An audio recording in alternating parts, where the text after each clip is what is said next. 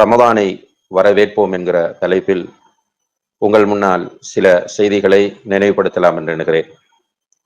அன்புள்ள சகோதர சகோதரிகளே, நாம் எல்லோரும் தற்போது இஸ்லாமிய காலண்டரின் 8வது மாதமாகிய ஷாபான் மாதத்தின் இறுதி பகுதியில் இருந்து கொண்டிருக்கிறோம்.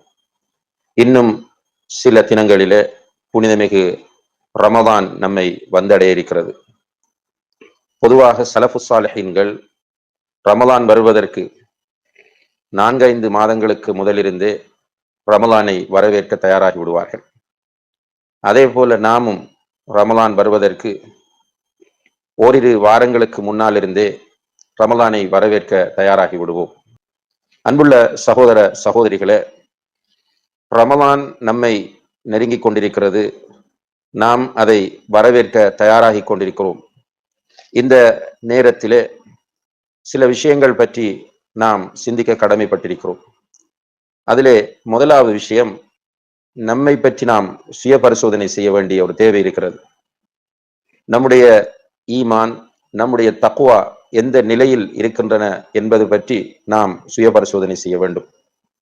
உண்மையிலேயே அவ்வாறு சுய பரிசோதனை செய்கிற போது ஈமானில் பலவீனத்தோடும் தக்வா குறைந்த நிலையிலும் நாம் இருப்பதை நம்மால் உணர முடிகிறது.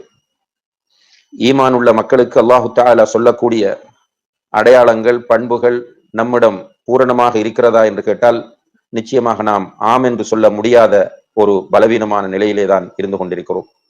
அதே போன்று தக்வா உள்ள மக்களுக்கு அல்லாஹு தஆலா அல் குர்ஆனில் சொல்லக்கூடிய பண்புகள் நம்மிடம் பூரணமாக இருக்கின்றனவா என்று கேட்டால் அங்கும் நாம் தெளிவாக பதில் சொல்ல முடியாத ஒரு நிலையிலேயே இருந்து கொண்டிருப்பதை யாரும் மறுக்க முடியாது. தக்வாவிலும் பலவீனம், ஈமானிலும் பலவீனம். இந்த பின்புலத்தில் தான் நாம் ரமலானை எதிர்கொள்ளப் போகிறோம். எனவே இந்த நேரத்தில் ரமலானை மிக ஆர்வத்தோடு எதிர்கொள்ள வேண்டிய தேவை நமக்கு இருக்கிறது. ஏனென்றால் அல்லாஹு தஆலா அல் குர்ஆனிலே சொல்லும் போது, யா அய்யுஹல்லதீன ஆமனு தக்குல்லாஹ ஹக்க துகாத்திஹ் வலா தமூதுன்ன இல்லா வ அன்தும் முஸ்லிமூன்.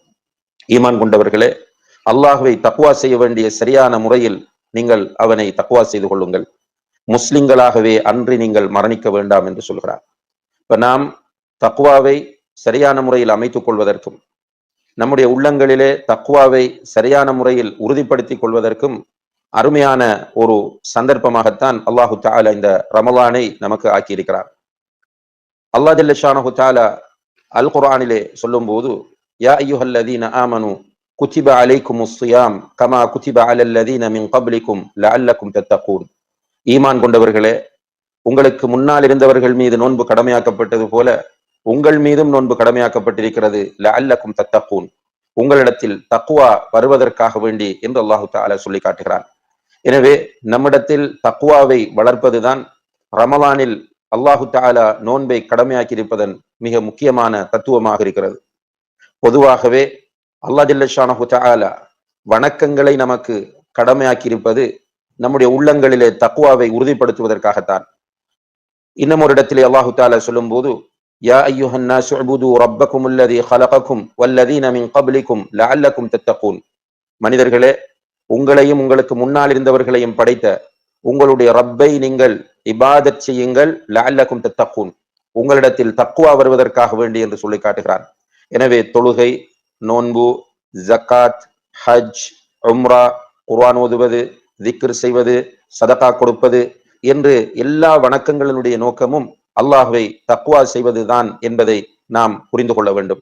அன்புள்ள சகோதர சகோதரிகளே, இவை அனைத்தும் ஒன்று சேர்ந்த ஒரு மாதமாக, குறிப்பாக ஹஜ் வராது, ஆனால் உம்ரா உட்பட எல்லா விதமான வணக்கங்களும் ஒன்று சேர அமல் செய்யக்கூடிய ஒரு மாதம் தான் புனிதமிகு ரமலான் மாதம் இருந்து கொண்டிருக்கிறது. எனவேதான் ரசூல் ஸல்லல்லாஹு அலைஹி வஸல்லம் அவர்கள் ரமலான் மாதம் வந்துவிட்டால் மக்களுக்கு மகிழ்ச்சியோடு சொல்வார்கள், அதாக்கும் ஷஹ்ரு ரமதான் ஷஹ்ரு கைரின் வ பரகா, உங்களுக்கு ரமலான் வந்திருக்கிறது, அது ஹைரும் பரக்கத்தும் நிறைந்த ஒரு மாதமாகும் என்று சொல்லுவார்கள். அதாவது நன்மைகளும் பரக்கத்தும் நிறைந்த ஒரு மாதம் தான் இந்த ரமலான் என்று அல்லாஹ்வுடைய தூதர் ஸல்லல்லாஹு அலைஹி வஸல்லம் அவர்கள் சொல்லி காட்டுகிறார்கள். அதே போன்று இன்னும் ஒரு ஹதீஸிலே ரசூல் ஸல்லல்லாஹு அலைஹி வஸல்லம் அவர்கள் சொல்கிறார்கள், ரமதான் ஷஹ்ருன் முபாரக், ரமலான் மாதம் இருக்கிறதே அது பரக்கத் நிறைந்த ஒரு மாதமாகும். துஃப்தஹு ஃபீஹி அப்வாபுல் ஜன்னா, அந்த மாதத்திலே சுவர்க்கத்தின் வாசல்கள் எல்லாம் திறக்கப்படும். வதுகுலகு ஃபீஹி அபுவாபுஸ் ஸஈர், நரகத்தின் வாசல்கள் எல்லாம் மூடப்படும். வதுஸஃபது ஃபீஹி ஷயாத்தீன், ஷைத்தான்கள் அந்த மாதத்திலே விலங்கிடப்படுவார்கள். வயுனாதி முனாதின் குல்ல லைலா, ரமலானுடைய ஒவ்வொரு இரவிலும் ஒரு அழைப்பாளர் அழைத்துக் கொண்டே இருப்பார். இங்கே அழைப்பாளர் என்று அல்லாஹ்வுடைய தூதர் ஸல்லல்லாஹு அலைஹி வஸல்லம் அவர்கள் குறிப்பிடுவது மலக்குகளை. ஒரு அழைப்பாளர் அழைத்துக் கொண்டே இருப்பார். யா பாகியல் கைரி அக்பிர், யா பாகியல் கைரி அக்பில், நன்மைகளை நாடக்கூடியவனே முன்னோக்கி வா, நன்மை செய்ய வேண்டும் என்று ஆசைப்படக்கூடியவனே நீ முன்னோக்கி வந்து விடு. வயா பாகிய ஷர்ரி அத்பிர், தீமைகள் செய்ய வேண்டும் என்று நினைக்கிறவனே அதுபிர், நீ இந்த மாதத்திலே பின்னோக்கி சென்று விடு, உனக்குரிய மாதம் அல்ல இது என்று சொல்லப்படும் என்று நபிகள் நாயகம் ஸல்லல்லாஹு அலைஹி வஸல்லம் அவர்கள் சொல்லி காட்டுகிறார்கள். இந்த மாதத்தில் இவ்வளவு சிறப்புகள் இருக்கின்றன. சுவர்க்கத்தின் வாசல்கள் திறக்கப்படுகின்றன, நரகத்தின் வாசல்கள் மூடப்படுகின்றன, ஷைத்தான் விலங்கிடப்படுகிறான், நன்மை செய்பவர்கள் அழைக்கப்படுகிறார்கள். அப்படியான ஒரு சிறந்த மாதமாக இந்த மாதம் இருந்து கொண்டிருக்கிறது என்பதை அல்லாஹ்வுடைய தூதர் ஸல்லல்லாஹு அலைஹி வஸல்லம் அவர்கள் நமக்கு சொல்கிறார்கள். அதே போன்று இந்த மாதத்தை ஒரு மனிதன் நல்ல முறையில் பயன்படுத்த தவறினால் அவனை விட நஷ்டவாளி இந்த உலகத்தில் வேறு யாருமே இருக்க முடியாது. அதனால் தான் ஒரு நாள் நபிகள் நாயகம் ஸல்லல்லாஹு அலைஹி வஸல்லம் அவர்கள் மிம்பருக்கு ஏறுகிற போது வழக்கத்திற்கு மாற்றமாக 3 முறை ஆமீன் என்று சொன்னார்கள். சஹாபாக்கள் கேட்கிறார்கள், யா ரசூலல்லாஹ், நீங்கள் ஒரு காலமும் செய்யாமல் இன்று மட்டும் ஆமீன் ஆமீன் ஆமீன் என்று சொன்னீர்களே, இதனுடைய அர்த்தம் என்ன என்று கேட்கிறார்கள். அதற்கு நபி ஸல்லல்லாஹு அலைஹி வஸல்லம் அவர்கள் சொன்னார்கள், நான் மிம்பருக்கு ஏறும்போது ஜிப்ரீல் அலைஹிஸ்ஸலாம் அவர்கள் வந்து 3 பிரார்த்தனைகள் செய்து என்னை ஆமீன் சொல்ல சொன்னார், நான் அதற்கு ஆமீன் சொன்னேன். ஒரு பிரார்த்தனை, யாரொருவர் அவருடைய பெற்றோரை முதுமையான நிலையில் அடைந்து கொண்டு அவர்களுக்கு ஹிதுமத் செய்து அவர்களுடைய மனதை குளிரச் செய்து அதன் மூலம் சுவர்க்கத்தை அவன் அடைந்து கொள்ளவில்லையோ அவன் நாசமாகட்டும் என்று சொன்னார், நான் ஆமீன் சொன்னேன். அதே போன்று யாரொருவர் என்னுடைய பேர் முஹம்மது ஸல்லல்லாஹு அலைஹி வஸல்லம் அவர்கள் பெயர் கேட்டும் அவர்கள் மீது ஸலவாத்து சொல்லாமல் இருக்கிறாரோ அவர் நாசமாகட்டும் என்று ஜிப்ரீல் துஆ செய்தார், நான் ஆமீன் சொன்னேன். மூன்றாவதாக, யாரொருவர் புனித ரமலான் மாதத்தை அடைந்து அந்த மாதத்தில் பாவங்கள் மன்னிக்கப்பட்டவராக மாறவில்லையோ அவரும் நாசமாகட்டும் என்று சொன்னார், அதற்கு நான் ஆமீன் சொன்னேன் என்று ரசூல் ஸல்லல்லாஹு அலைஹி வஸல்லம் அவர்கள் சொல்லி காட்டுகிறார்கள். எனவே அன்புள்ள சகோதர சகோதரிகளே, புனிதமிகு ரமலான் மாதம் வந்து அந்த மாதத்தில் பாவங்கள் மன்னிக்கப்படாமல் நாம் அந்த மாதத்திலிருந்து வெளியேறுவோமாக இருந்தால் நிச்சயமாக நாம் நஷ்டவாளிகள் என்பதை இந்த ஹதீஸ் மிக தெளிவாக நமக்கு சொல்லுகிறது. எனவே இந்த புனிதமிகு மாதம் ஒரு சில தினங்களிலே நம்மை அடைய இருக்கின்றது. இந்த மாதத்தை அடைவதற்கு முதலிலே நம்முடைய உள்ளங்களில் ஆசையை நாம் வளர்த்துக் கொள்ள வேண்டும். நான் இந்த மாதத்தை அடைய அல்லாஹ் எனக்கு தௌஃபீக் செய்ய வேண்டும், நான் இந்த மாதத்தை நல்ல முறையிலே பயன்படுத்த வேண்டும், இந்த மாதத்தில் என்னிடம் பலவீனமாகி போயிருக்கிற ஈமானை நான் புதுப்பிக்க வேண்டும், என்னிடம் குறைந்திருக்கிற தக்வாவை நான் வலுப்படுத்திக் கொள்ள வேண்டும், அதிகரித்துக் கொள்ள வேண்டும் என்ற ஆசையோடு இந்த மாதத்தை எதிர்கொள்ள நாம் தயாராக வேண்டும். இரண்டாவதாக, நாம் இந்த மாதத்தை அடைவதற்கு முன்னால் தௌபாவை அதிகரிக்க வேண்டும். உண்மையிலேயே நிறைய பாவங்கள் நாம் செய்திருக்கிறோம்.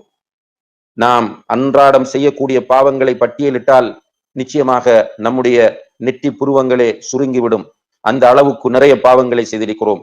தொழுகையினுடைய விஷயத்திலே பொடுபோக்காக இருந்திருக்கிறோம். குறிப்பாக ஃபர்தான தொழுகைகளை உரிய நேரத்தில் நிறைவேற்றுகிற விஷயத்தில் பொடுபோக்காக இருந்திருக்கிறோம்.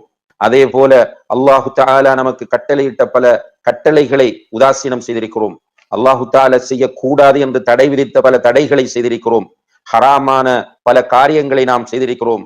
இப்படி நாம் அல்லாஹுக்கு நிறையவே மாறு செய்தவர்களாகத்தான் இந்த ரமலானை எதிர்நோக்கி கொண்டிருக்கிறோம் என்றால் ரமலானுக்குள் நுழைகிற போது பாவியாக அந்த புனித மாதத்திலே நாம் நுழைந்து விடக்கூடாது என்ற அந்த ஆசையோடு இப்போது எஞ்சியிருக்கிற காலத்தில் அதிகமாக நாம் தௌபா செய்ய வேண்டும். என்னென்ன பாவங்களை எல்லாம் செய்தோமோ அத்தனை பாவங்களையும் நினைத்து அல்லாஹ்விடத்திலே அவற்றை குறிப்பிட்டு அவற்றுக்காக மன்னிப்பு கேட்க வேண்டிய பொறுப்பு நமக்கு இருக்கிறது. ஒன்றை புரிந்து கொள்ளுங்கள் சகோதர சகோதரிகளே, அல்லாஹ் ஜல்ல ஷானஹு தஆலா நம்மை பலவீனமாக படைத்துவிட்டு, மனிதர்களை பலவீனமானவர்களாக படைத்துவிட்டு, தவறுக்கும் மறதிக்கும் இடையிலே படைத்துவிட்டு அவனுக்கு தவ்வாப், கஃபூர், கஃபார், அஃபு என்ற பெயர்களை சூட்டி இருக்கிறான். கஃபூர் என்றால் அதிகமாக மன்னித்து மறைக்கக்கூடியவன் என்பது அதனுடைய அர்த்தமாகும். கஃபார் என்பது அதே போன்ற ஒரு அர்த்தத்தை தரக்கூடியது. தவ்வாப் என்றால் தன்னுடைய அடியார்கள் செய்கிற தௌபாக்களை அதிகமாக ஏற்றுக்கொள்ளக்கூடியவன் என்கிற அர்த்தம் இருக்கிறது. அஃபு என்று சொன்னால் நாம் செய்யக்கூடிய பாவங்களை மன்னித்து அவற்றை நன்மைகளாக மாற்றக்கூடியவன் என்பது அர்த்தமாகும். இப்படியான பெயர்களை அல்லாஹு தஆலா தனக்கு சூட்டிக் கொண்டது மட்டுமல்ல, அல்லாஹு தஆலா நம்மை பார்த்து அழைப்பு விடுக்கிறான். வஸாரிஉ இலா மக்ஃபிரத்தின் மின் ரப்பிக்கும், உங்களுடைய ரப்பிடம் இருக்கக்கூடிய மன்னிப்பின்பால் நீங்கள் விரைந்து வாருங்கள் என்று சொல்கிறான்.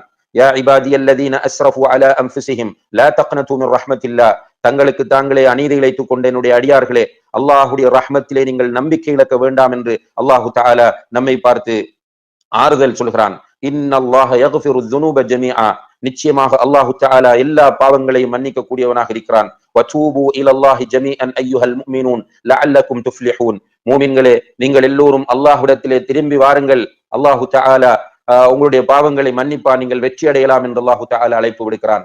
இப்படி அல் குர்ஆனில் பல்வேறு இடங்களிலே அல்லாஹ்விடத்திலே திரும்பி வருமாறு அல்லாஹு தஆலா நமக்கு அழைப்பு விடுப்பதை பார்க்கிறோம். நபிகள் நாயகம் ஸல்லல்லாஹு அலைஹி வஸல்லம் அவர்கள் சொல்கிறார்கள், லில்லாஹி அஷத்து ஃபரஹா, அல்லாஹு தஆலா மிக கடுமையாக மகிழ்ச்சி அடைகிறான். எப்போதென்றால் பிதௌபதி அப்தி, தன்னுடைய அடியான் தௌபா செய்கிற போது அல்லாஹு தஆலா அந்த தௌபாவை பார்த்து மிக கடுமையாக மகிழ்ச்சி அடைகிறான்.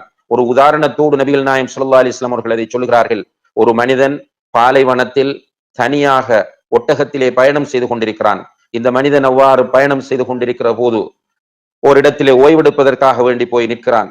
அவன் இறங்கி ஓய்வெடுக்கிறான். அவனை அறியாமல் தூங்கி விடுகிறான். தூக்கத்திலிருந்து விழித்து அவன் பார்க்கிற போது அவனுடைய ஒட்டகத்தை காணவில்லை. ஒட்டகத்திலே தான் எல்லாம் இருக்கிறது. அவனுடைய உணவு, அவனுடைய பானம் எல்லாமே ஒட்டகத்திலே தான் இருக்கிறது. இப்படியான் இந்த மனிதன் கை சேதப்பட்டு அழுது டயர்டாகி மீண்டும் உறங்குகிறான். ஏனென்றால் அவனுக்கு அங்கு மரணத்தை தவிர வேறு ஒன்றுமே கிடையாது. யாரும் வரப்போவதும் இல்லை, யாரும் உதவி செய்ய போவதும் இல்லை. இப்படியான நிற்கதியான சூழலில் இருக்கிற இந்த மனிதன் திடீரென மீண்டும் கண்விழித்து பார்க்கிறான். அவனுடைய ஒட்டகம் அவனுக்கு முன்னால் வந்து நிற்கிறது. மகிழ்ச்சியின் உச்சகட்டத்திற்கு அவன் சென்று தன்னுடைய 2 கரங்களையும் வானத்தை நோக்கி உயர்த்தி சொல்கிறான், அல்லாஹும்ம அன்த அப்தி வ அன ரப்புக், யா அல்லாஹ் நீ என்னுடைய அடியான், நான் உன்னுடைய எஜமானன் என்று சொல்கிறான். இது மகிழ்ச்சியின் உச்சகட்டத்தினால் அவன் பேசிய வார்த்தைகள். ரசூல் ஸல்லல்லாஹு அலைஹி வஸல்லம் அவர்கள் சொல்கிறார்கள், ஒரு அடியான் தௌபா செய்யும் போது அல்லாஹ் இதைவிட கடுமையாக மகிழ்ச்சி அடைகிறான் என்று சொல்லி காட்டினார்கள். எனவே அன்புள்ள சகோதர சகோதரிகளே, நாம் நிறையவே பாவம் செய்திருக்கிறோம். நம்மை நாம் முஹாசபா செய்தால், சுய பரிசோதனை செய்தால் நிச்சயமாக நாம் நிறைய பாவம் செய்திருக்கிறோம் என்பதை நம்மால் புரிய முடியும். குறிப்பாக நம்மிடத்திலே சிலரிடத்தில் ஒரு பழக்கம் இருக்கிறது, நம்மை நாம் பரிசுத்தப்படுத்துவது, நான் எந்த பாவமும் செய்வதில்லை என்று பரிசுத்தப்படுத்துவது. அப்படி ஒருவர் தன்னை பரிசுத்தப்படுத்துவதும் ஒரு பாவமாகும். இப்படி பார்க்கிற போது நிறைய பாவங்களை நாம் செய்திருக்கிறோம். பொருளாதாரத்திலே, கொடுக்கல் வாங்கல் விஷயத்திலே, குடும்ப வாழ்க்கை விஷயத்திலே, சமூக வாழ்விலே, வியாபாரத்திலே, அல்லாஹுக்கு செய்ய வேண்டிய கடமைகளிலே என்று நிறைய பாவங்களை செய்திருப்போம். இந்த பாவங்களிலிருந்து தௌபா கேட்டு நல்ல நிலையில் புனிதமிகு ரமலானை அடைந்து கொள்வதற்கு நாம் முயற்சி செய்ய வேண்டும். எனவே இந்த எஞ்சியிருக்கிற காலத்திலே, ஷாபானுடைய இறுதி பகுதியில இருக்கிறோம். வரக்கூடிய வாரம் இன்ஷா அல்லாஹ் ரமலானாக இருக்கும். அதற்கிடையில் நாம் அல்லாஹ்விடத்திலே நிறைய துஆ கேட்டு தௌபா செய்து இந்த ரமலானை அடைந்து கொள்ள நாம் முயற்சி செய்ய வேண்டும். அடுத்ததாக அன்புள்ள சகோதர சகோதரிகளே, நிறைய ரமலான்கள் வந்தன, போய்கொண்டே இருக்கின்றன. அப்படி இல்லாமல் இந்த ரமலான் பயனுள்ளதாக கழிக்கப்பட வேண்டும் என்று முடிவெடுப்போம். அதற்காக முடிவெடுக்கிற நாம் அந்த முடிவை அடைந்து கொள்வதற்கு திட்டமிடுவது நம்முடைய கடமையாக இருந்து கொண்டிருக்கிறது. அதிலும் குறிப்பாக இந்த லாக்டவுன் காலத்திலே, அதாவது இந்த கோவிட்-19 வைரஸினால் நாம் வீடுகளிலே முடங்கி இருக்கிற இந்த காலப்பகுதியிலே வரப்போகிற இந்த ரமலானை மிக்க பயனுள்ளதாக இன்ஷா அல்லாஹ் கழிக்கலாம். அதற்கேற்ற திட்டங்களை இப்போதிருந்து குடும்பத்தோடு உட்கார்ந்து வகுத்துக் கொள்ளுங்கள். கணவன், மனைவி, பிள்ளைகள் எல்லோரும் உட்காருங்கள். இந்த ரமலானை எப்படி கழிப்பது என்று முடிவெடுங்கள். முதலாவதாக இந்த ரமலானில் எல்லோரும் நோன்பு நோட்க வேண்டும் என்று முடிவெடுங்கள் இன்ஷா அல்லாஹ். இந்த ரமலானில் எல்லோருமே நோன்பு நோட்பது, சிறிய குழந்தைகளாக இருந்தாலும் அவர்களுக்கும் தர்பியா கொடுப்பது. சின்ன பருவ வயதை அடையாத குழந்தைகளுக்கு நோன்பு கடமை இல்லை. இருந்தாலும் சஹாபிய பெண்கள் அவர்களுடைய பிள்ளைகளுக்கு நோன்பு பிடிக்கிற தர்பியாவை கொடுத்திருக்கிறார்கள். எனவே எல்லோரும் இன்ஷா அல்லாஹ் நோன்பு பிடிப்போம் என்று திட்டமிட்டுக் கொள்ளுங்கள். உறுதியான முடிவை எடுத்துக் கொள்ளுங்கள். அடுத்ததாக அன்புள்ள சகோதர சகோதரிகளே, இந்த ரமலானை சரியாக நாம் கழிக்க வேண்டும். எனவே இந்த ரமலானோடு தொடர்பான அனைத்து சட்டங்களையும் நாம் அறிந்து கொள்ள வேண்டும் என்று ஒரு நியத்து வையுங்கள். அதற்காக இப்போதே நீங்கள் தயாராகுங்கள். நிறைய புக்குகள் ரமலான் தொடர்பாக எழுதப்பட்டிருக்கிறது. ரமலான் காலத்தில் நாம் செய்ய வேண்டிய இபாதத்துகள் தொடர்பான சட்டங்கள் பற்றி நிறைய புத்தகங்கள் எழுதப்பட்டிருக்கின்றன. அந்த புத்தகங்களை ஒன்று சேர்த்து வாசியுங்கள். அடுத்ததாக இது தொடர்பாக யூடியூபிலே நல்ல சிறந்த உலமாக்களுடைய வகுப்புகள், பயான்கள் இருக்கின்றன. அவற்றை எடுத்து நேரம் ஒதுக்கி கேளுங்கள். நோன்புடைய சட்டங்கள், தராவிஹ் தொழுகையினுடைய சட்டங்கள், நியத்தினுடைய சட்டங்கள், இழ்திகாஃபினுடைய சட்டங்கள், ஜக்காத்துல் ஃபித்ருடைய சட்டங்கள், ஜக்காத்தினுடைய சட்டங்கள், இப்படி ஒவ்வொன்றாக தேடி தேடி படியுங்கள். அப்போ ஒரு நல்ல ஒரு நிலையில், மனதிலே ஒரு திருப்தியான நிலையில் ரமலானை நம்மால் கழிக்க முடியும். எனவே அதற்குரிய திட்டத்தையும் இப்போதே நீங்கள் வகுத்துக் கொள்ளுங்கள். அடுத்ததாக அன்புள்ள சகோதர சகோதரிகளே, இந்த ரமலானிலே குர்ஆனை எத்தனை தடவை நாம் ஓதி முடிப்பது என்று மஷூரா பண்ணுங்கள். மனைவி பிள்ளைகளோடு சேர்ந்து உட்கார்ந்து இன்ஷா அல்லாஹ் இந்த ரமலானில் நாம் குறைந்தது 5 தடவைகள் குர்ஆனை ஓதி முடிப்போமா என்று கேளுங்கள், முடிவெடுங்கள். அந்த முடிவை நோக்கி ரமலானிலே நகருங்கள். ஒரு ஹர்ஃப் ஓதினால் அன்புள்ள சகோதர சகோதரிகளே 10 நன்மைகள். ஒரு ஹர்ஃப் என்றால் ஒரு எழுத்து. ஒருவர் அலிஃப் லாம் மீம் என்று ஓதினால் அவருக்கு 30 நன்மைகள் கிடைக்கும் என்று நபிகள் நாயகம் ஸல்லல்லாஹு அலைஹி வஸல்லம் அவர்கள் சொல்கிறார்கள். அப்ப இந்த அல் குர்ஆனிலே உள்ள 104 அத்தியாயங்களை ஓதினால் பல லட்சம் எழுத்துக்கள் அதிலே இருக்கின்றன. ஒவ்வொரு எழுத்துக்கும் 10 நன்மை. அல்லாஹு தஆலா ரமலானில் அந்த நன்மைகளை பன்மடங்காக ஆக்குகிறான். அவ்வளவு நன்மைகள் நம்முடைய மீசான் என்ற தராசை மறுமையிலே கதிக்கச் செய்ய இருக்கின்றன இன்ஷா அல்லாஹ். எனவே ரமலானிலே குறைந்தது நாம் 5 தடவைகள் அல்லது 3 தடவைகள் எல்லோரும் குர்ஆனை ஓதி முடிப்போம் என்று திட்டம் தீட்டிக் கொள்ளுங்கள். அதற்கு ஒரு உடன்படிக்கை செய்து கொள்ளுங்கள். அதே போன்று ரமலானிலே உங்களுடைய பிள்ளைகள் குர்ஆனை மனப்பாடம் செய்வதற்கான ஷெட்யூலை அவர்களுக்கு போட்டுக் கொடுங்கள். நீங்களும் முக்கியமான சூறாக்கள், முக்கியமான வசனங்களை மனப்பாடம் செய்வதற்கு நியத்து வையுங்கள். குறிப்பாக தஜ்ஜாலுடைய ஃபித்னாவிலிருந்து பாதுகாப்பு பெற விரும்புகிறவர் சூரத்துல் கஹ்ஃபினுடைய ஆரம்ப 10 வசனங்களை, இறுதி 10 வசனங்களை பாடமாக்கி கொள்ளட்டும் என்று அல்லாஹ்வுடைய தூதர் ஸல்லல்லாஹு அலைஹி வஸல்லம் அவர்கள் சொன்னார்கள். சூரத்துல் கஹ்ஃப் என்ற அத்தியாயத்தின் ஆரம்ப 10 வசனங்கள், இறுதி 10 வசனங்கள். இது பாடமில்லை என்றால் இன்ஷா அல்லாஹ் இந்த ரமலானிலே பாடமாக்கி முடிப்பேன். ஆயத்துல் குர்சி பாடமில்லை என்றால் இன்ஷா அல்லாஹ் இந்த ரமலானிலே பாடமாக்கி முடிப்பேன். அதே போன்று குறைந்தது ஜுஸு அம்ம என்ற 30வது அத்தியாயத்தை இந்த ரமலானில் நாம் பாடமாக்கி முடிப்போம் என்று குடும்பத்தோடு சேர்ந்து திட்டமிடுங்கள் இன்ஷா அல்லாஹ். அதே போல ஒரு தடவையாவது இந்த ரமலானிலே நான் தர்ஜமத்துல் குர்ஆனை படித்து முடிப்பேன், அல் குர்ஆனுடைய டிரான்ஸ்லேஷனை, அதனுடைய மொழிபெயர்ப்பை படித்து முடிப்பேன் என்ற ஒரு உறுதியான நியத்தை வைத்துக் கொள்ளுங்கள். உங்களுடைய குத்தாவிலே, உங்களுடைய அந்த ரமலான் பிளானிலே அதையும் பதிவு செய்து கொள்ளுங்கள். அடுத்ததாக அன்புள்ள சகோதர சகோதரிகளே, ரமலானிலே தொழுகைகளை உரிய நேரத்தில் ஜமாத்தோடு தொழுவேன் என்று நியத்து வையுங்கள். பள்ளிகள் பூட்டப்பட்டிருக்கின்றன. ஆனால் உங்களுடைய வீடுகளில் கணவனும் மனைவியும் மட்டும் இருந்தால் நீங்கள் 2 பேரும் சேர்ந்து ஜமாத்தாக தொழலாம்.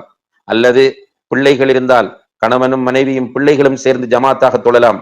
பெற்றோரும் பிள்ளைகளும் சேர்ந்து ஜமாத்தாக தொழலாம். ஜமாத்தாக தொழுகிற போது தனித்து தொழுவதை விட 27 மடங்கு நன்மை இருக்கிறது என்று அல்லாஹ்வுடைய தூதர் சொன்னார்களே, அது வீட்டில் ஜமாத்தாக தொழுதாலும் அந்த நன்மை கிடைக்கும். நியத்து வைத்துக் கொள்ளுங்கள் இன்ஷா அல்லாஹ் இந்த ரமலானிலே என்னுடைய மகனை நான் இமாமாக வைத்து பின்னால் நின்று தொழுவேன். அல்லது பெண்கள் இமாமத் செய்ய முடியாது, அதாவது ஆண்களுக்கு பெண்கள் இமாமத் செய்ய முடியாது. அது ஓதுகிற பிள்ளையாக இருந்தாலும் சரி, அல் குர்ஆனை மனனம் செய்த பெண் பிள்ளையாக இருந்தாலும் சரி, அவர்கள் தந்தைக்கோ அல்லது சகோதரர்களுக்கோ இமாமாக நின்று தொழுவிக்க முடியாது. ஆனால் ஆண்கள் சிறுவர்கள் நிற்கலாம்.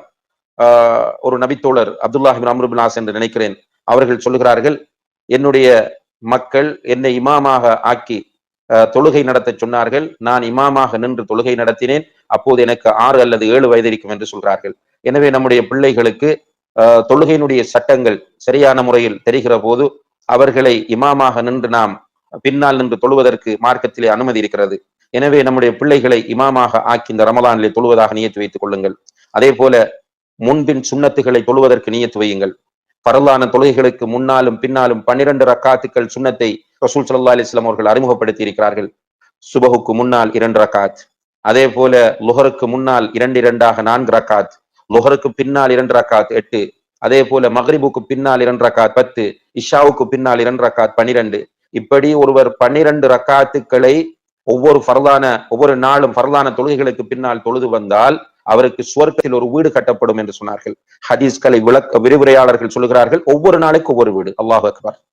ஒவ்வொரு நாளைக்கு ஒவ்வொரு ரக்காத்துக்கும் ஒவ்வொரு வீடு கட்டப்படும். எனவே இன்ஷா அல்லாஹ் இந்த ரமலானில் இந்த 12 ரக்காத்தையும் நான் விடமாட்டேன் என்று உறுதியான ஒரு நியத்தை வைத்துக் கொள்ளுங்கள். அதே போல தராவீஹ் தொழுகையை வீட்டிலே ஜமாத்தோடு தொழுங்கள். பள்ளிவாசலில் தான் ஜமாத்தோடு தொழ முடியாது. நம்முடைய வீட்டில் நாம் மனைவி பிள்ளைகள் ஜமாத்தோடு தொழுவதை யாரும் தடுக்க முடியாது. குர்ஆன் மனப்பாடம் இல்லை என்றால் தராவிஹ் தொழுகையில் இமாமாக நிற்கிறவர் குர்ஆனை பார்த்து ஓத மார்க்கத்தில் அனுமதி இருக்கிறது என்பதை புரிந்து கொள்ளுங்கள். எனவே இந்த முறை இன்ஷா அல்லாஹ் ரமலானிலே ஜமாத்தோடு தராவிஹ் தொழுவோம் என்று முடிவெடுங்கள். ரசூல் ஸல்லல்லாஹு அலைஹி வஸல்லம் அவர்கள் சொன்னார்கள், மன் கா ரமலான ஈமானன் வஹ்திசாபன் குஃபிர லஹு மா தகத்தம மின் தம்பி. யார் ஒருவர் ரமலானுடைய இரவு தொழுகையை ஈமானோடும் அல்லாஹ்விடத்தில் கூலியை எதிர்பார்த்தும் நிறைவேற்றுகிறாரோ அவருடைய முன் செய்த பாவங்கள் எல்லாம் மன்னிக்கப்படும் என்று சொன்னார்கள். எனவே ஆவலோடு ரமலானை எதிர்பார்த்திருக்கிற நாம் இந்த ரமலான் இரவு தொழுகைகளை லேட் நைட்டிலே ஜமாத்தோடு தொழுவதற்கு நியத்து வைத்துக் கொள்ளுங்கள். பிள்ளைகளுக்கும் அது ஒரு தர்பியாவாக ஆகும். அதே நேரத்தில் அன்புள்ள சகோதர சகோதரிகளே, துஹா தொழுகையில் கவனம் செலுத்துங்கள். அதே போல ஒவ்வொரு பாங்குக்கும் இக்காமத்திற்கும் இடையில் 2 ரக்காத் சுன்னத் இருக்கிறது என்று அல்லாஹ்வுடைய தூதர் சொன்னார்கள். அதை பேணி தொழுங்கள். அதே போல நபி ஸல்லல்லாஹு அலைஹி வஸல்லம் அவர்கள் சொன்னார்கள், மன் ஸல்லா கப்ல அல்-அஸ்ரி அர்பஅன், யார் அஸ்ருக்கு முதல் 4 ரக்காத் தொழுகிறாரோ அவருக்கு அல்லாஹ் ரஹ்மத் செய்வானாக என்று துஆ செய்தார்கள். எனவே இந்த தொழுகைகளை அதிகமாக ரமலானில் தொழ வேண்டும் என்று நியத்து வையுங்கள். ஏனென்றால் அல்லாஹு தஆலா நமக்கு சோதனைகளை தருகிற போது அவன் நமக்கு காட்டக்கூடிய வழிகாட்டல் என்னவென்றால், வஸ்தஈனு பிஸ்ஸப்ரி வஸ்ஸலா, தொழுகையை கொண்டும் பொறுமையை கொண்டும் அல்லாஹ்விடம் உதவி தேடுங்கள் என்று சொல்கிறான். இந்த இக்கட்டான காலத்திலே உலகையே அச்சுறுத்தி கொண்டிருக்கக்கூடிய இந்த கொரோனா வைரஸ் இந்த நேரத்திலே நமக்கு மிகப்பெரிய ஒரு ஆறுதலாக இந்த தொழுகை அமையும். எனவே தொழுகைகளை முடிந்த அளவு ரசூல் ஸல்லல்லாஹு அலைஹி வஸல்லம் அவர்கள் காட்டி தந்த தொழுகைகளை நிறைவேற்றுவதற்கு நியத்து வையுங்கள். அதே நேரத்தில் நபி ஸல்லல்லாஹு அலைஹி வஸல்லம் அவர்கள் காட்டாத பித்அத்தான தொழுகைகளுடைய விஷயத்திலும் எச்சரிக்கையாக இருந்து கொள்ளுங்கள். ஆர்வத்தினால் அல்லாஹ்வுடைய தூதர் காட்டாதவற்றை செய்து அல்லாஹ்வுடைய தூதரை மிஞ்சிய மக்களாக நாம் போய்விடாமல் அதையும் நாம் பார்த்து கொள்ள வேண்டும் என்பதை இந்த சந்தர்ப்பத்தில் உங்களுக்கு நினைவுபடுத்திக் கொள்கிறேன். அடுத்ததாக அன்புள்ள சகோதர சகோதரிகளே, ஒரு முஸ்லிமுடைய வாழ்க்கையில் திக்ர் என்பது மிக முக்கியமான ஒன்றாகும். அல்லாஹு தஆலா அல் குர்ஆனிலே பல இடங்களிலே திக்ர் செய்வதை வலியுறுத்துகிறார்.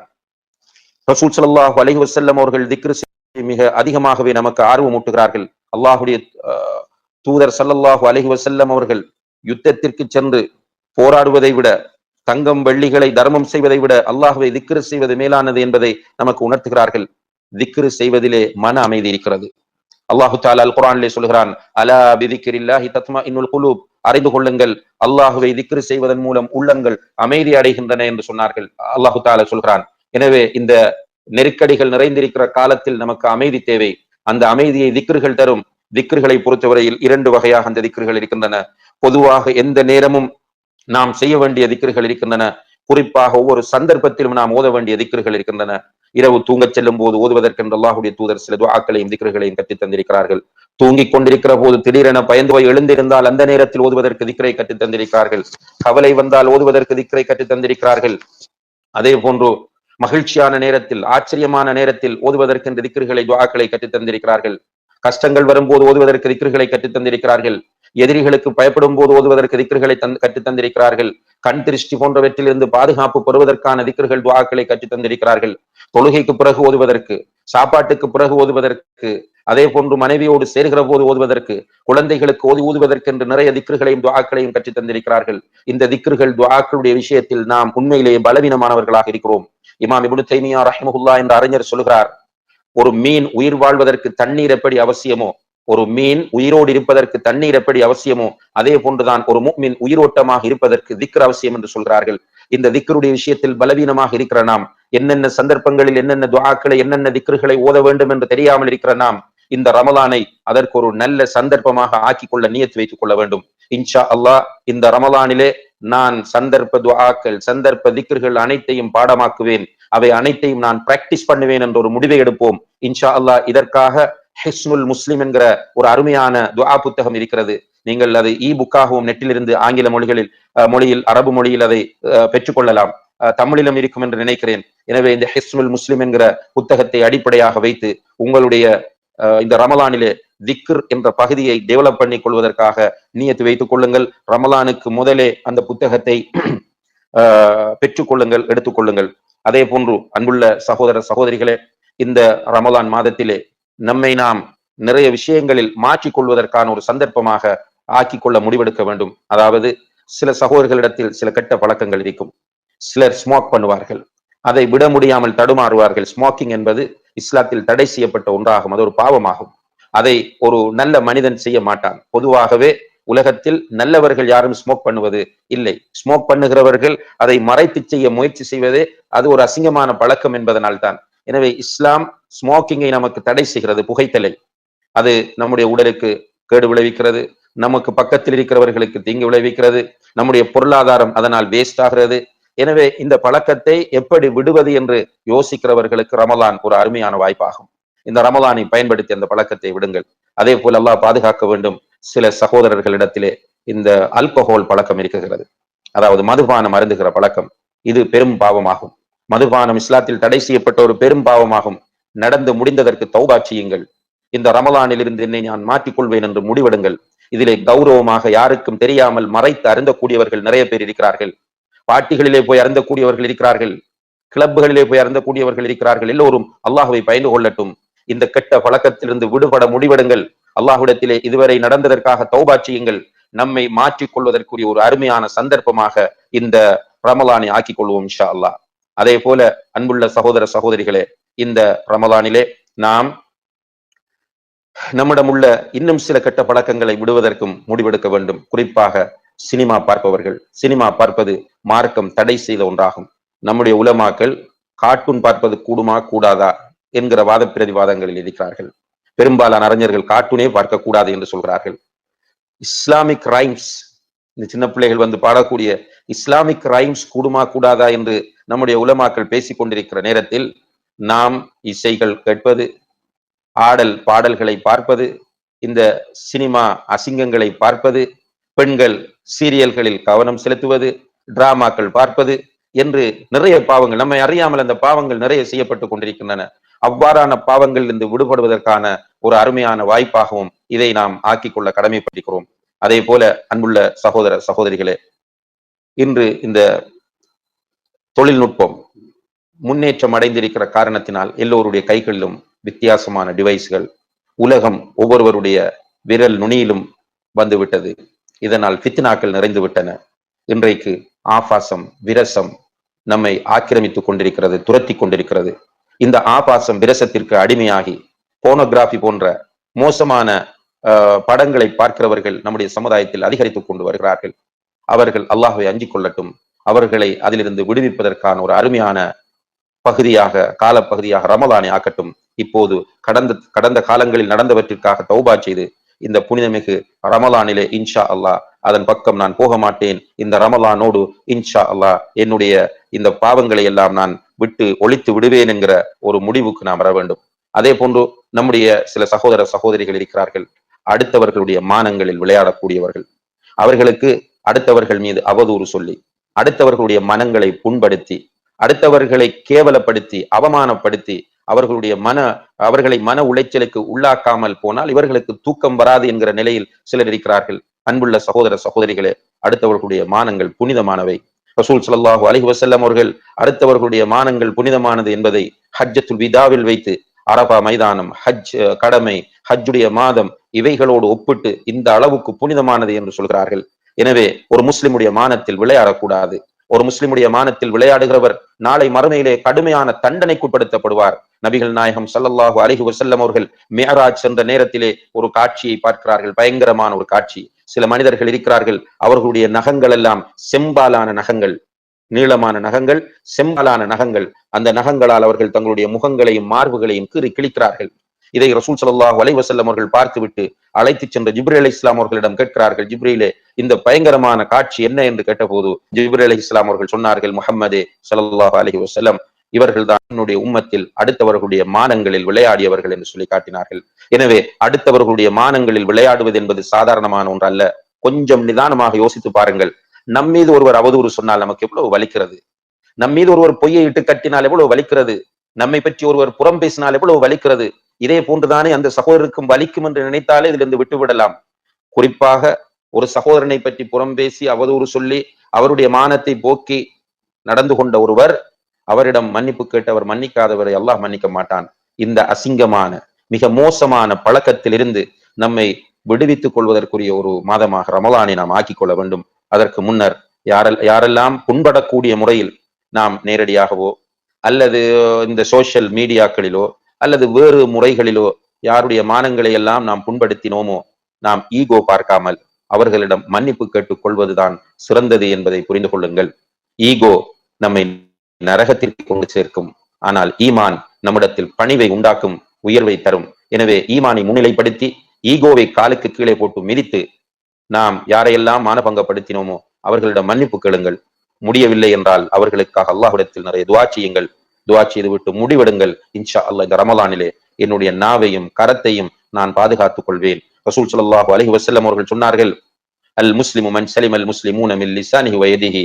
சிறந்த முஸ்லிம், உண்மையான முஸ்லிம் யார் என்றால் அவனுடைய கையில் இருந்தும் நாவிலிருந்தும் அடுத்த முஸ்லிம்கள் பாதுகாப்பு பெற வேண்டும். அப்போதுதான் அவன் உண்மையான முஸ்லிமாகுவான் என்று அல்லாஹ்வுடைய தூதர் ஸல்லல்லாஹு அலைஹி வஸல்லம் அவர்கள் சொன்னார்கள். எனவே நாம் நம்முடைய நாவை பேணி பாதுகாப்பதற்குரிய தர்பியாவை இந்த ரமலானில் எடுத்துக்கொள்வது என்ற ஒரு முடிவையும் எடுத்துக்கொள்ளுங்கள். அதே போல அன்புள்ள சகோதர சகோதரிகளே, இந்த ரமலானிலே நம்முடைய இஸ்லாமிய அறிவை வளர்த்துக் கொள்வதற்கான ஒரு ப்ரோக்ராம் திட்டமிடுங்கள். என்னுடைய இஸ்லாமிய அறிவு போதாமல் இருக்கிறது. அல்லாஹ்வை பற்றி எனக்கு போதிய அறிவு இல்லை. நபிகள் நாயகம் ஸல்லல்லாஹு அலைஹி வஸல்லம் அவர்களை பற்றி எனக்கு போதிய அறிவு இல்லை. இஸ்லாமிய கடமைகள் பற்றி எனக்கு தெளிவு போதாது. தொழுகையை பற்றி எனக்கு போதிய ஞானம் இல்லை. இதுவரை நான் தர்ஜமத்துல் குர்ஆனை வாசித்து முடித்ததில்லை. ரசூல் ஸல்லல்லாஹு அலைஹி வஸல்லம் அவர்களுடைய வரலாறு எனக்கு பூரணமாக தெரியாது. தொழுகையுடைய சட்டங்கள் எனக்கு தெரியாது. ஜக்காத்தினுடைய சட்டங்கள் எனக்கு தெரியாது. எனவே இவற்றையெல்லாம் தெரிந்து கொள்வதற்கான ஒரு நேரத்தை நான் இந்த ரமலானிலே ஏற்பாடு செய்கின்ற முடிவை எடுத்துக்கொள்ளுங்கள். இப்படி இந்த ரமலானை நல்ல வேண்டும் என்று திட்டமிட்டால் நிச்சயமாக இந்த ரமலானை நல்ல முறையில் கழிக்க முடியும். நம்மை பார்த்து மலக்குகள் சொல்லுவார்கள், யா பாகியல் ஹைரி அக்பில், நன்மைகளை நாடக்கூடியவரே வா வா என்று அந்த ரமலானுக்குள் நம்மை அவர் அழைத்து செல்வார். ஆனால் நாம் எந்த நல்ல எண்ணங்களும் இல்லாமல் ஜஸ்ட் லைக் தட் வருகிற ரமலானுக்குள் நுழைவோம் என்று நுழைய முற்பட்டால் மலக்குகள் நம்மை பார்த்து சொல்லுவார்கள், யா பாகிய ஷர்ரி அத்பிர், தீமைகளை நாடக்கூடியவனே இந்த மாதத்திற்குள் உனக்கு இடமில்லை, திரும்பி போய்விடு என்று சொல்லுவார்கள். இந்த மாதத்தை நாம் அடைய வேண்டும். அல்லாஹு தஆலா அதற்கு நமக்கு தௌஃபீக் செய்ய வேண்டும். இந்த மாதத்திலே அல்லாஹு தஆலா நம்முடைய பாவங்களை மன்னிக்க வேண்டும். இந்த மாதத்தை மேக்சிமம் நல்ல முறையில் பயன்படுத்துவதற்கு அந்த ரப்புல் ஆலமீன் நம் எல்லோருக்கும் தௌஃபீக் செய்ய வேண்டும். இந்த மாதத்தை அடைய வேண்டும். அந்த மாதத்திலே நோன்போடு இருந்து கொண்டு துஆ செய்ய வேண்டும். அல்லாஹு தஆலா நம்முடைய துஆ, நம்முடைய இபாதத்துகளின் மூலம் இன்று உலகம் முழுக்க வியாபித்து காணப்படக்கூடிய இந்த கொரோனா வைரஸின் சோதனையில் இருந்து அல்லாஹு தஆலா எல்லோரையும் விடுவிக்க வேண்டும் என்ற ஒரு நல்ல நோக்கத்தோடு இந்த ரமலானை நோக்கி நாம் பயணிப்பதற்கு அல்லாஹு தஆலா நம் அனைவருக்கும் தௌஃபீக் செய்வானாக. வ ஆகிரு தஅவானா அனில் ஹம்துலில்லாஹி ரப்பில் ஆலமீன். வஸ்ஸலாமு அலைக்கும் வரஹ்மத்துல்லாஹி வபரகாத்துஹு.